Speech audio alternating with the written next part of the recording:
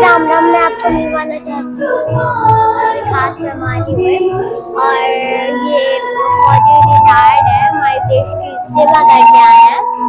और आपको वैसे रिटायर्ड हुए कितने साल हुए हैं?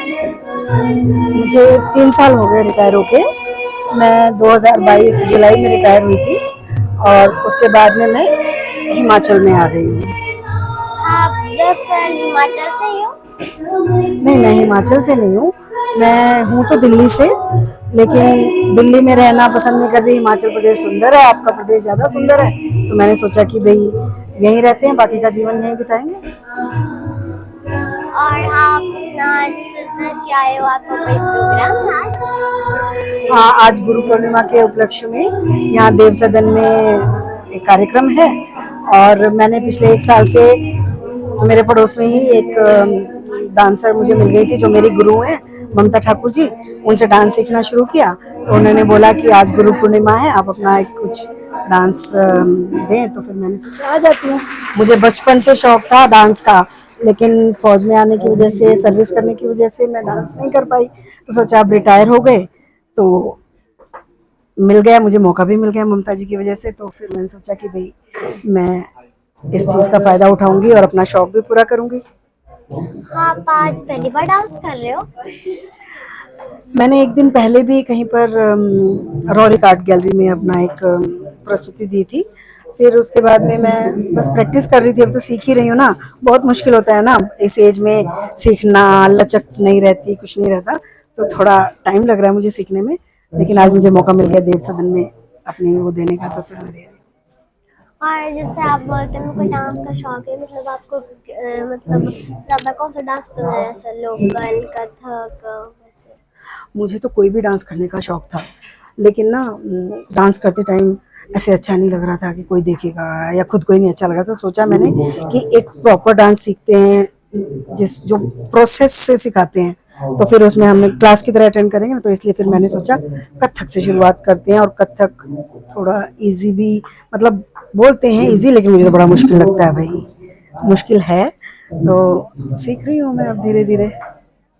Thank you. आप देश की सेवा करके आए हो, तो उस टाइम आपको मतलब कैसी फीलिंग होती थी?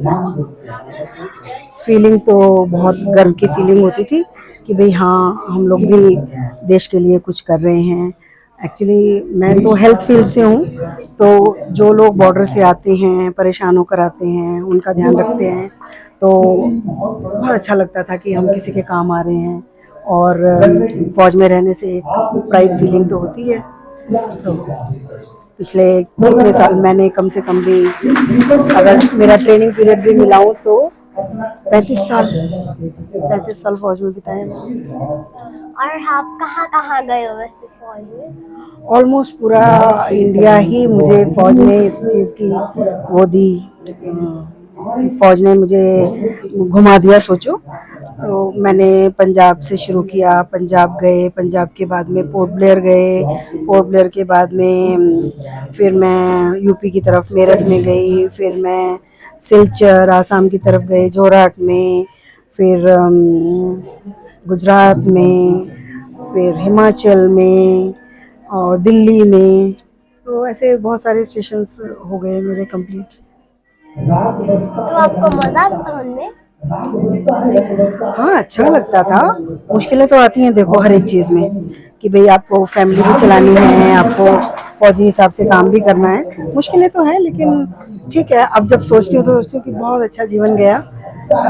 फौज का बहुत धन्यवाद भी करती हूँ कि उसने मेरे को सब जगह घुमा घुमा दिया, मतलब सब जगह सब तरह के लोगों को देखा, उनके कल्चर्स को देखा, तो अच्छा लगा। बहुत अच्छा है, जाना चाहिए लोगों को फौज में, लड़कियों को जाना चाहिए। आजकल तो हर फील्ड में जा रही हैं लड़कियां, हमारे टाइम पे ऐसे नहीं होता था, सिर्फ हेल्थ फील्ड में ही जा सकते थे।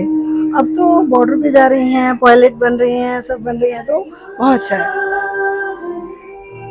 आपको तो ब्लॉगिंग करना पसंद है ना, ऐसे तो ऐसे बहुत लोगों की होती है कि भाई मुझे फौज में जाना है, मुझे हवाई जहाज उड़ाना है, मुझे ये करना है। तो अपने अपने शौक है, जाना चाहिए, पूरा भी करना चाहिए, है ना।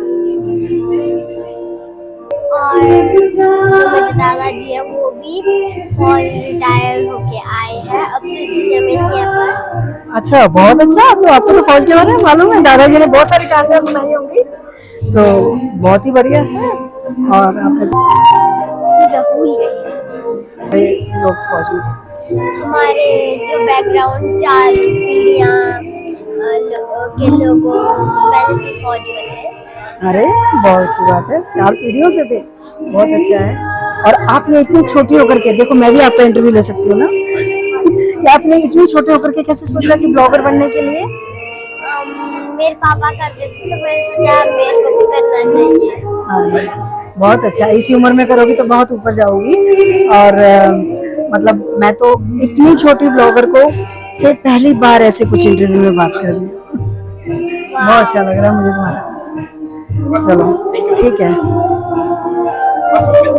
Thank you. Thank you Pihu.